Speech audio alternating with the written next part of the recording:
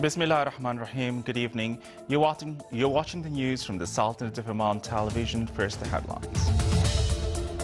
The Sultanate deposits a document of its joining the Treaty of the Prohibition of the Use, Stockpiling, Production and Transfer of Anti-Personnel Mines. The first Oman Youth Forum Future Leaders aims to enhance capabilities of the youth in leadership and project management. The Ministry of Higher Education organizes an introductory lecture for scholarship students before traveling abroad. And Israel kills 26 Palestinians, including 3 senior Hamas commanders, in airstrikes on the Gaza Strip.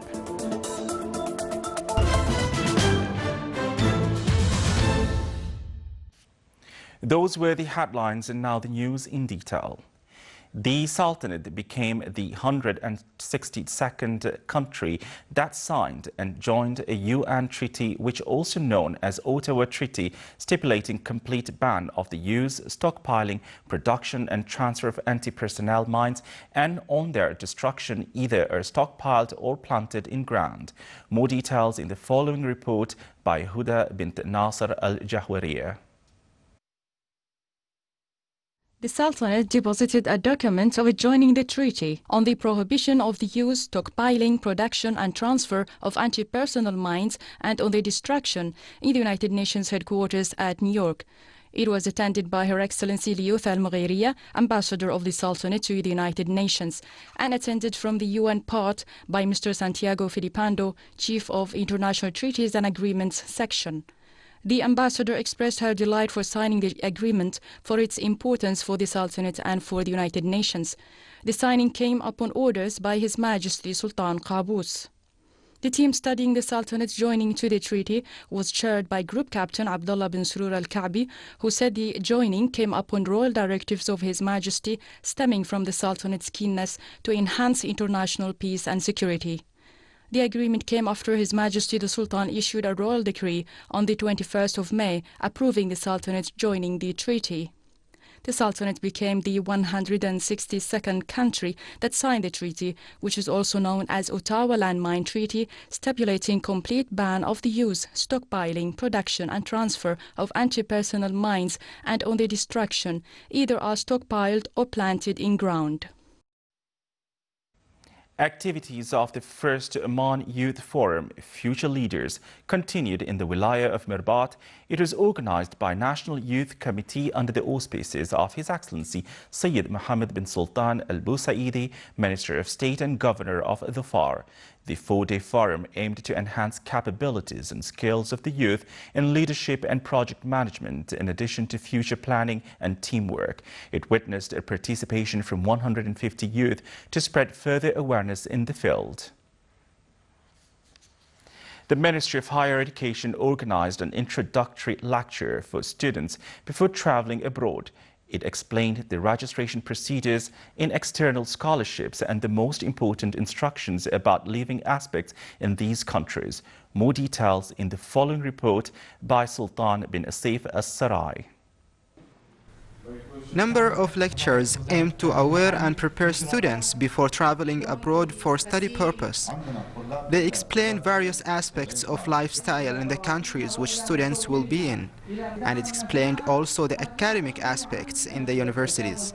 There were a couple of lectures basically on security, how to be safe, other topics on religion, and also many topics on the role of the cultural attaché, as we will be in charge of them over there. The lectures shed light on how students can finish their traveling procedures, completing universities registration, and other cultural, social, and religious aspects.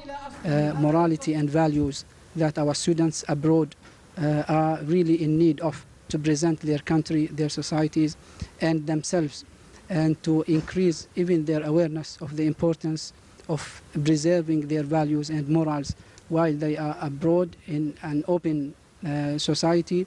It was an opportunity for all students to interact with those who are responsible for their affairs. Each country has given a specific day during the week in order to be more focused and organized. The general education diploma graduates of this year will join different universities in more than 10 countries, and these inspiring lectures are a good chance for them to adapt easily in the host cultures. Sultan bin Saif Sarai, Muscat. The third Family Cohesion Symposium, entitled Family Protection in International Experiences, was concluded today. The three-day symposium was organized by the Director General of Social Development in the Far Governorate in cooperation with the Executive Office of the GCC Council of Ministers of Social Affairs. Sheikh Saad bin Mohammed Al Mardouf As-Saadi, Minister of Sports Affairs, patronized over the concluding ceremony of the symposium. The symposium recommendation the intensification of programs for the rehabilitation of the persons intending to marry in GCC countries and the development of legislations on the family, in addition to exchanging experiences and information on programs for the protection of the family. The symposium recommends the use of different communication media means and programs addressed to family cohesion and protection, in addition to entrusting the Executive Office to conduct a study about consumerism and its impact on the values and behavior of the children in the family and the GCC community. On the sideline of the symposium, an agreement was signed between Resut Cement Company and the Ministry of Social Development meant to support social security families. Al Roya newspaper launched a Roya Prize for Youth in its second version, the objective of which is to develop capabilities and creativities to the youth and boost their confidence of the achievement they render to the society. The launching ceremony was patronized by His Highness Sayyid Faris ibn Turki Al Said. The prize comes under the theme Unleash Your Creativities and include this year's scientific, artistic, social and media fields, in addition to voluntary, technology and sports and development projects. Training workshops will be held to present the youth different activities and contributions. Still to come in our news bulletin.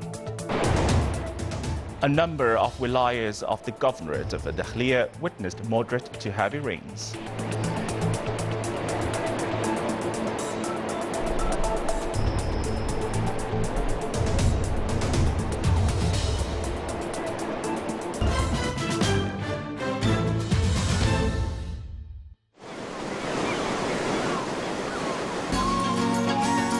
من هنا تبدأ أسطر الحكاية.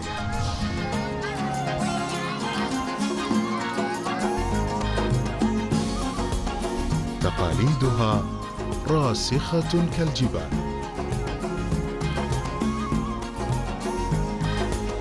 أصالتها مضرب مثل في كل مكان.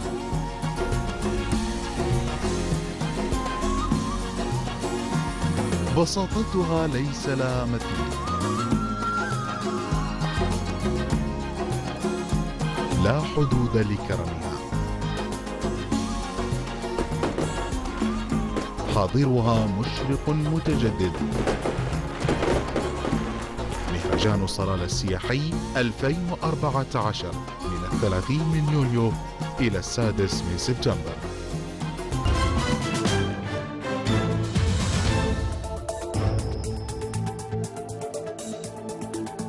Welcome back to the news from the Sultanate of Oman television.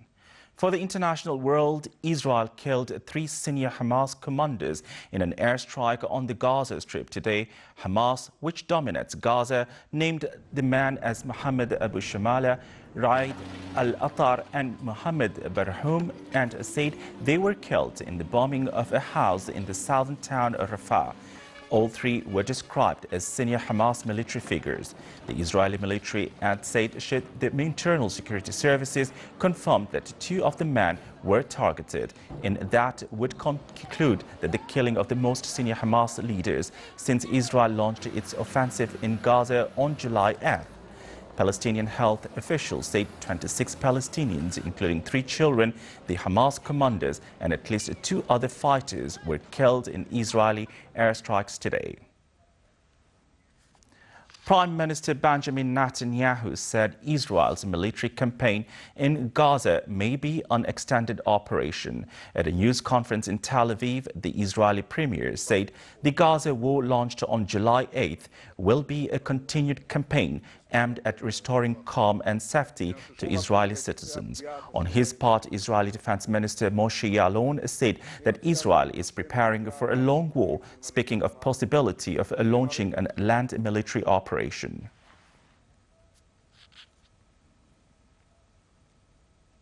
The UN Security Council expressed grave concern at the resumption of hostilities in Gaza between Israel and Palestinians and called upon the parties to resume negotiations to urgently reach a sustainable and lasting ceasefire. Good afternoon, ladies and gentlemen. The members of the Security Council expressed grave concern at the return to hostilities following the breach of the Egyptian-brokered humanitarian ceasefire. They called upon the parties to prevent the situation from escalating and to reach an immediate humanitarian ceasefire. The members of the Security Council expressed grave concern regarding the loss of civilian lives and casualties. The members of the Security Council offered full support to the Egyptian initiative and called upon the parties to resume negotiations to urgently reach a sustainable and lasting ceasefire. Iraqi authorities in the Basra governorate have been urged to citizens in southern Iraq of their safety and security. The appeal has come from the top UN envoy in Iraq, Nikolai Mladenov, who has expressed his grave concern about the recent acts of violence against citizens in Basra. According to the UN Assistance Mission in Iraq, since 23rd of June this year, at least 19 civilian men have been killed and a further 19 injured in a spate of targeted killings and abductions.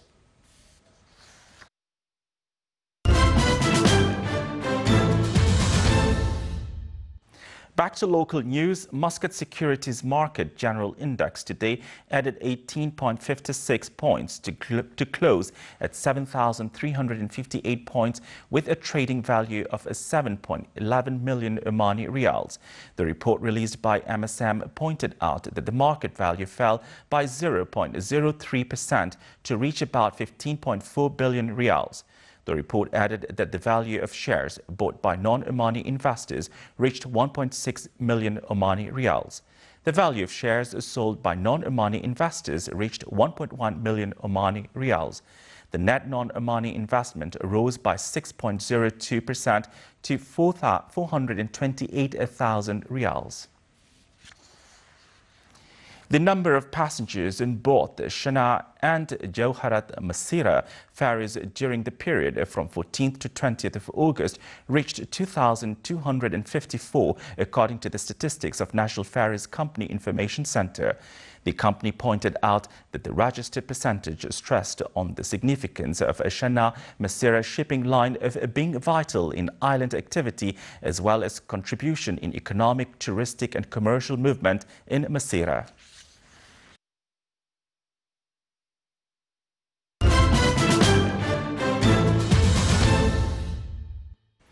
A number of wilayas of the governorate of Dakhliya witnessed moderate to heavy rains which led wadis and their tributaries to overflow in Nizwa, Hamra and Bahla.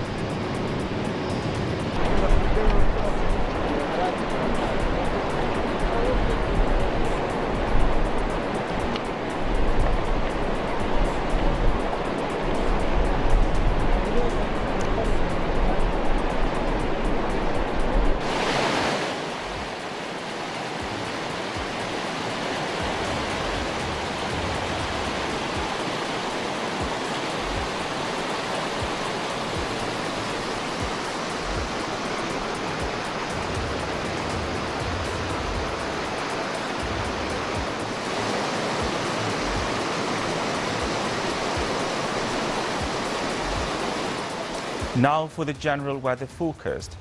Cloudy skies will prevail over the coastal areas of the governorate of the far and nearby mountains with chances of intermittent drizzle. Rest of the Sultanate will have clear to partly cloudy skies with chances of scattered rain over parts of the Hajar Mountains. Winds will be southerly to southwesterly to moderate to active along the coast of Arabian Sea, while it will be southeasterly to easterly light to moderate over the rest of the Sultanate. Seas along the coastal areas of Arabian Sea will be rough with a maximum wave height of 4 meters, and along the rest of the coast it will be slight to moderate with maximum wave height of 1.5 meters.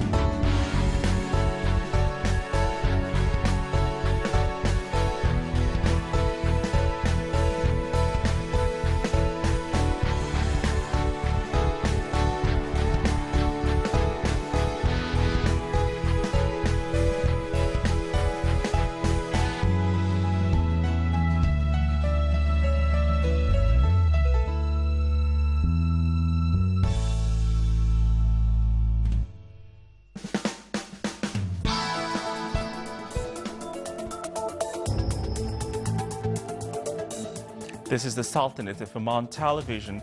Before we end tonight's bulletin, here are the main points once again.